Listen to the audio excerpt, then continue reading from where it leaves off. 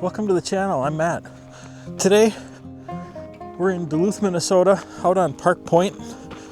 We're going to take a walk on one of my favorite trails in Duluth that I haven't walked on now for quite a few years, but the trail starts at the end of Park Point from where you can drive at the Sky Harbor Airport and walks along the side of the airport here along the beach.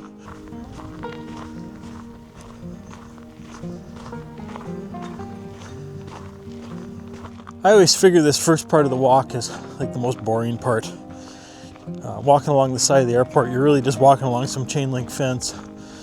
But pretty soon here, we're going to get up into the pine forest. These are some old growth pine forests out on the end of Park Point.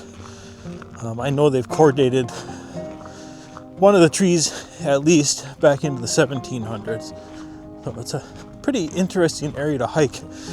You just have to get past that initial industrial feel of walking alongside the airport for a little bit. But we're almost there.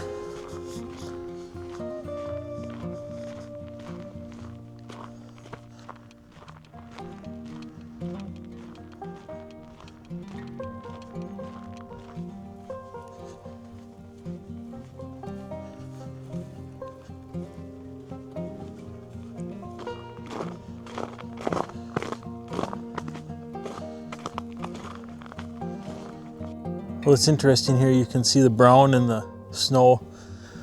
That's the wind blowing the sand up from Lake Superior, which is on the other side of these trees here, maybe 100 feet away. But the wind blows off Lake Superior, blows the sand off the beach and blows it into the snow here.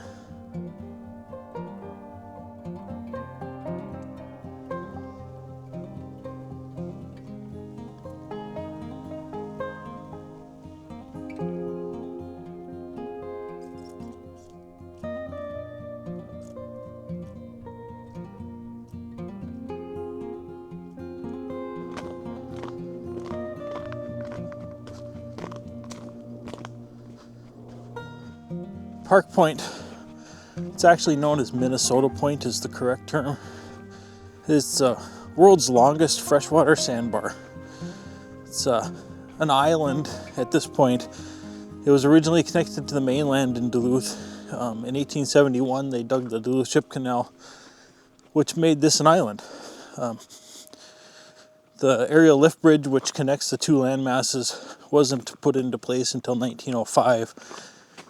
And the lift bridge isn't the same, quite the same structure as when it was originally installed. Originally it was a gondola type bridge, you'd ride a little car across. And then it was eventually converted into what there is now, which is being able to carry passenger traffic, cars and trucks across the bridge.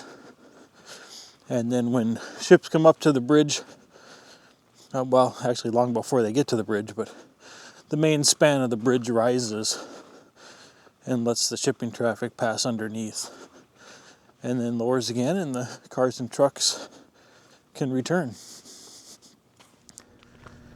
And this building here pumps water from Lake Superior to the city of Cloquet, gives the city its fresh water supply, pumping the water right out of the big lake.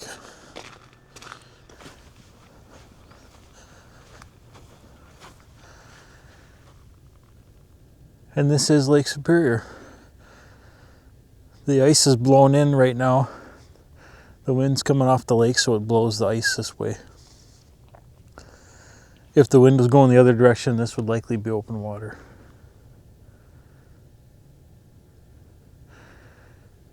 And that's the city of Duluth down there. And then Wisconsin will be right down there. You can see the Lighthouse. That'll be for the Superior ship entry. And that's the direction we're walking.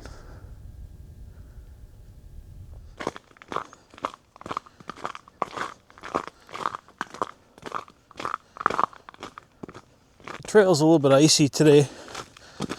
The temps have been well above freezing for a while, on and off here in Duluth. But today the high's about 30 degrees. It got pretty cool last night, so trail set up pretty hard and froze. But it's not really a problem to navigate. There's not very much here. left on the trail for snow or ice. So lots of patches of bare ground.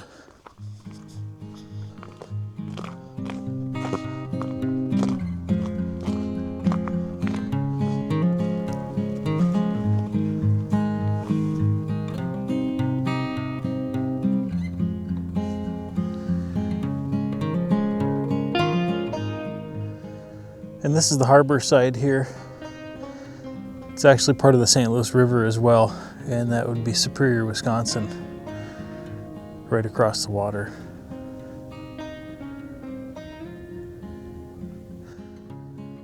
A couple of the larger ships on the Great Lakes laid up here for the winter.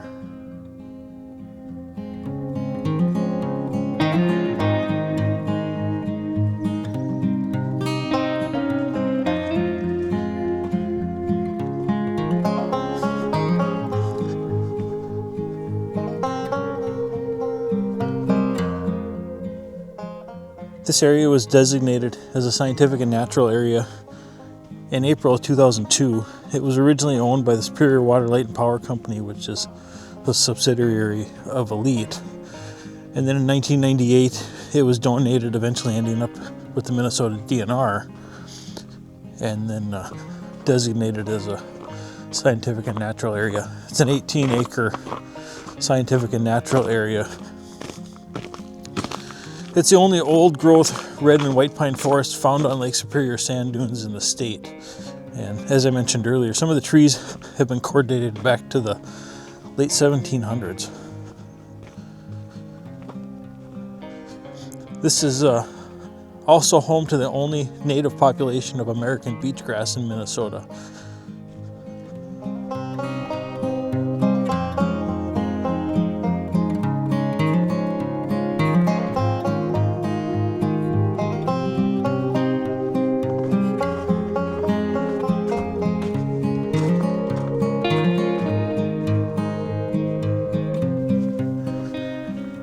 Yeah, these are some of the larger sand dunes on Park Point.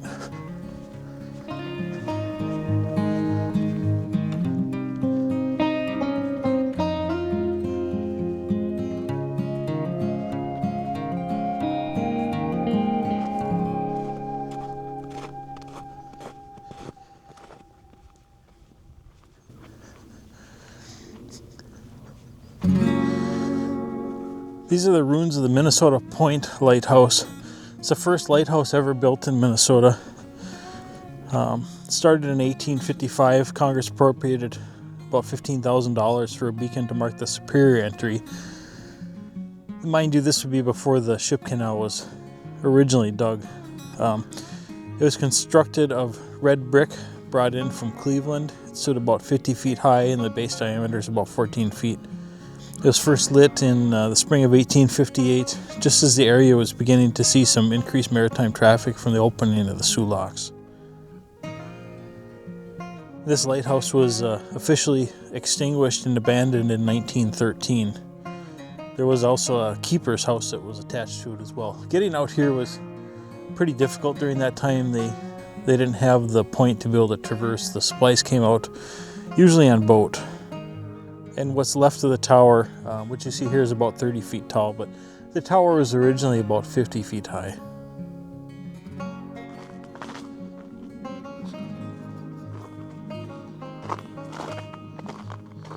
What you see here behind me is the ruins of the U.S. Lighthouse Buoy Service Depot. It's constructed in 1906 to 1908. It was essentially a depot they used for storing and maintaining buoys along Lake Superior.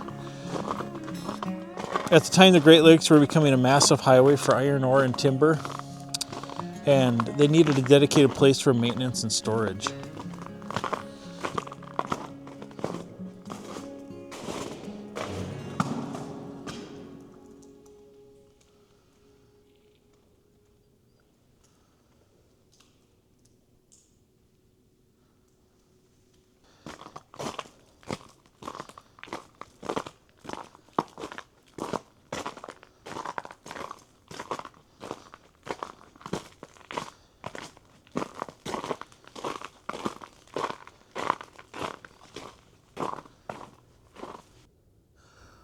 Along the front of the building here, there used to be a set of iron tracks that would go out onto a wharf out on the harbor side here.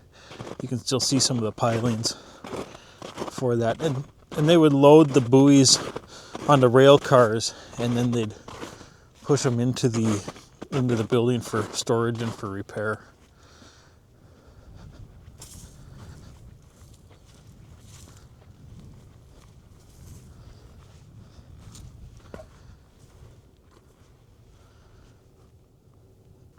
Even though it's now in a scientific and natural area, it hasn't been worth the cost or the environmental impact to remove it because of its heavy construction of concrete and iron.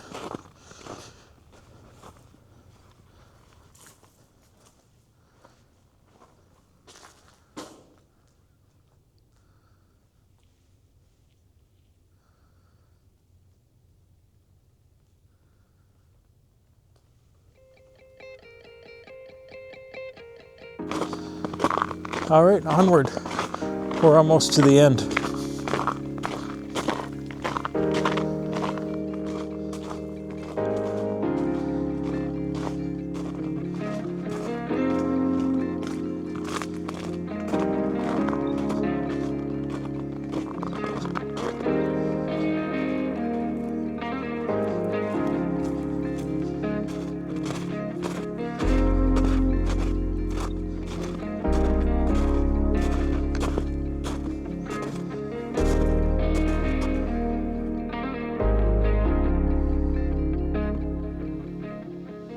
And this is the Superior entry. The other side over there is part of Wisconsin.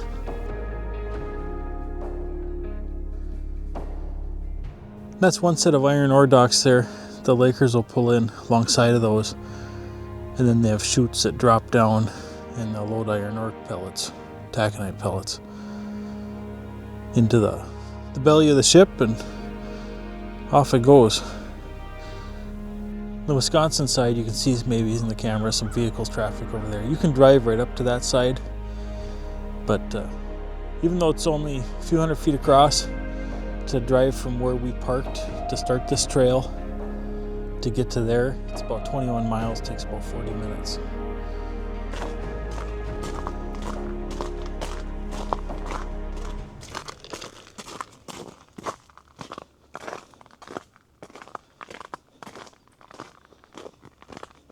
If you enjoyed today's walk on the world's largest freshwater sandbar, go ahead and hit that subscribe button.